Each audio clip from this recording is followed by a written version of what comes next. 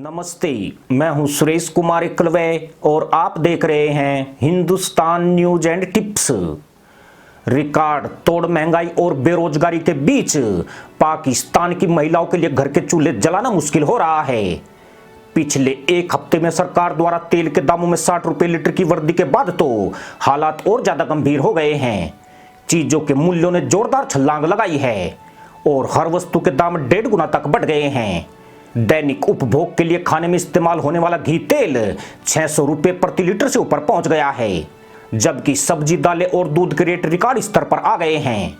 इस परमाणु संपन्न मदरसा मुल्क की हालत इतनी बुरी हो गई है कि लोगों को 2 वक्त की रोटी के लिए भी मोहताज होना पड़ रहा है।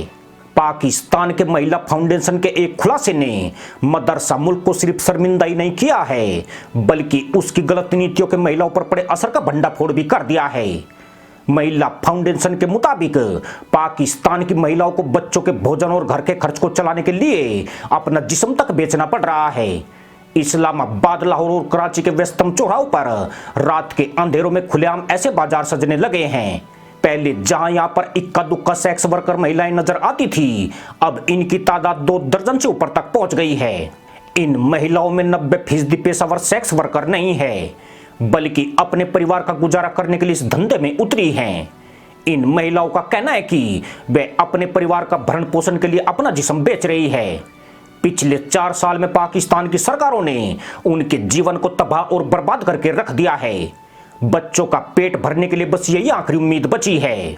महिला फाउंडेशन के मुताबिक पाकिस्तान में जिस्म के बाजार में शामिल होने वाली महिलाओं की संख्या में 18% का इजाफा हुआ है। इसका असर लाहौर के red light area Heera Mandi पर भी देखा जा सकता है, जहां आने वाले ग्राहकों की संख्या में 60% की गिरावट आई है।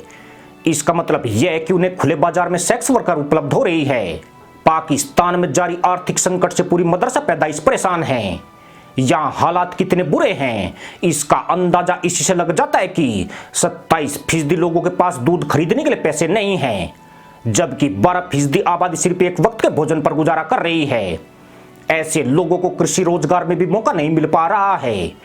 देश में कृषि पैदावार में 22% की गिरावट आई है। आपको बता दें कि पाकिस्तान में अभी भी जमींदारी प्रथा प्रचलन में है। देश के 8% जमींदार करीब 70% जमीन पर कब्जा किए हुए हैं। इन जमींदारों के पास 1000 से 5000 एकड़ तक जमीनें हैं, जिन्हें वे ठेके पर देकर मोटी कमाई करते हैं। पाकिस्तान में पिछले 2 साल में कम बारिश होने और बिजली संकट के चलते दूसरों के खेतों में काम करने वाले लोगों को भारी नुकसान उठाना पड़ा है। इनमें से बहुत से लोग जमींदारों के बंधुआ बन गए हैं। ऐसे में महिलाओं ने बच्चों को रोटी खिलाने और जमींदारों का कर्ज उतारने के लिए बड़े शहरों में आकर बदन बेचने का पेशा अपना लिया है। लड़काना का जिन्ना बाग चौक ऐसी जगह है जहां रात के वक्त महिलाओं का मेला तक लगता है। खास बात यह है कि पुलिस भी इस धंधे में अपने हाथ धो रही है। दरअसल पाकिस्तान को आर्थिक संकट में धकेलने के लिए खुद पाकिस्तान सरकार की नीतियां जिम्मेदार है। साल 2013 में मदरसा मुल्क पर 9,520 अरब रुपए का कर्ज था, जिसमें विदेशी कर्ज 4,771 अरब रुपए था। 18 अगस्त 2018 को जब इमरान ने सत्ता संभाली, तब यह कर्ज 16,418 अरब रुपए हो चुका था, जिसमें विदेशी कर्ज 8,537 अरब रुपए था। इमरान के पीएम पद गंवाने से पहले साल 2021 में इस कर्ज में रिकॉर्ड वृद्धि हुई थी और यह बढ़कर 25,552 अरब रुपए पर पहुंच गया, जिसमें विदेशी कर्ज 12,454 अरब रुपए हो गया। यानी यह पाकिस्तान की जीडीपी का 79.7% पर आ गया। जबकि साल 2021 में पाकिस्तान में महंगाई दर 11.1% के करीब थी, जो अप्रैल 2022 में छलांग लगाकर 13.7% पर पहुंच गई। यानी पिछले 4 साल में पाकिस्तान के हुक्मरानों ने मदरसा पैदाइश को इतना बजाया है कि अब वे खुद ही बजने के लिए मैदान में उतर आए हैं। आज इस्लामाबाद की सरकार के हाथ से स्थिति निकल चुकी है। सब कुछ महसूस करते हुए भी वह कुछ नहीं कर सकती है। इसी गुरुवार को खबर आई कि चीन 2 अरब 30 करोड़ डॉलर का कर्ज देने जा रहा है। इसका पता चलते ही जाहिलों ने गधैया नृत्य करने शुरू कर दिए, लेकिन कुछ ही घंटों में यहां कब्रिस्तान वाला सन्नाटा पसर गया। पता चला कि यह फौरन डिपॉजिट होगा, कर्ज बिल्कुल नहीं।